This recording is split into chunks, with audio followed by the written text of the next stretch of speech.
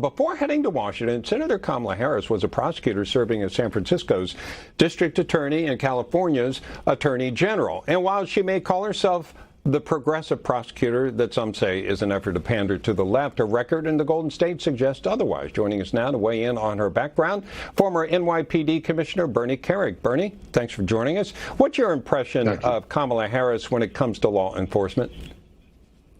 Well, I have a couple views on this. Historically, she wasn't well liked by the law enforcement community in the state of California, and that comes from the rank and file. That comes from the unions. This is a woman that was the attorney general of the state, which is supposed to be the chief law enforcement officer. And when you have the chiefs and the police commissioners and the union representatives of law enforcement that aren't fond of her, that don't agree with her, that didn't find her to be on their side of the law, well, that's a big problem. But I have a bigger problem as it stands for today, and that is with all the insanity going on with Black Lives Matter and Antifa and the devastation of communities, the anarchy, the arson, the murders, the assaults on cops, she hasn't said one word against it, not one word in the last 2 months. That's more telling than anything she's done in the past. If that's who we're going to have for a vice president, we have a big problem. And what kind of message do you think that sends? Well, it sends a message that she's either with them, she supports them, or she doesn't give a damn about the law enforcement community and the communities in which these people are being torn apart. Look at what's happened in Portland. Look at what's happened in Seattle. These communities have been devastated by anarchy. Devastated. She hasn't said a word. She hasn't called out the leadership of Black Lives Matter, which is a domestic terror group. She hasn't called out Antifa. She hasn't called out people like George Soros, who's funding a bunch of these statewide prosecutors across the country, these leftist, Marxist prosecutors that are basically villainizing the cops and victimizing the thugs. So if you're going to be in a vice presidential position and you don't care about law and order, in reality, that's a big problem for America. You've probably seen that radio interview she did that one time where she was referring to smoking pot and kind of laughing it off, even as she had sent a lot of people to jail. Now, whether it should, depending on where you are in this country, it's either legal or illegal, but it doesn't seem right that somebody should partake of something they've sent others to jail for. No, exactly. Yeah, you know what? And that goes back to the president's, his identifier, his latest identifier for her as being phony.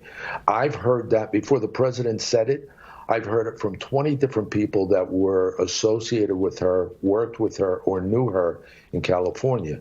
She's a phony. She'll say one thing and do another.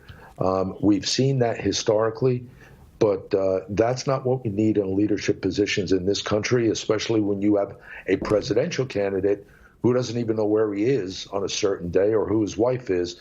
That second person in command has to have it together, and this woman's a phony, and everybody knows it.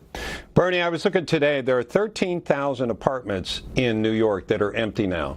People are moving out of this town. Some say it's COVID. I say it's also taxes because I think people want to go somewhere they aren't so high. But there's also the quality of life here has gone down over the past few years. And I know this firsthand because I lived here, moved away, and came back. It's a lot different now. What's the biggest problem now, and how do you fix it? Well, the biggest problem is you have a mayor that's a Marxist, an admitted Marxist and supporter of Black Lives Matter and Antifa, and is not doing anything to keep the city safe and secure. We've seen that during the riots. We've seen it since. We've seen it where he diminished the budget of the police department by $1 billion. We saw it where they basically transferred 600 cops out of anti-crime, the plainclothes unit, which is primarily responsible for taking guns off the streets of the city. That's kind of where you got your start, right? That's kind of where you got your start. And tell us how important that is. Well, listen, the plainclothes unit, the anti-crime unit in the NYPD is responsible for just focusing on guns, violent crimes, and progress. That's your job because you're in plainclothes, unmarked cars. You can get into communities like a chameleon, get in and out when you need to be. At the end of the day, you diminish that, you're going to see increases in shootings, murders, robberies, and violent crime. I said that the day they did it, and ever since they've made that transfer, we've seen a substantial increase in all four of those categories. This is the mayor you have, and until the mayor leaves office and somebody else gets in there that has the courage to lead by example and lead in the right way, you're not going to have any change in this city, which is exactly why people are leaving. Yeah, I'll tell you, it's a lot different than it was. I'm not telling people not to come here, but think about it, because it's a different city than it was 10 years ago, 20 years ago. Bernie Kerik, thank you very much, sir.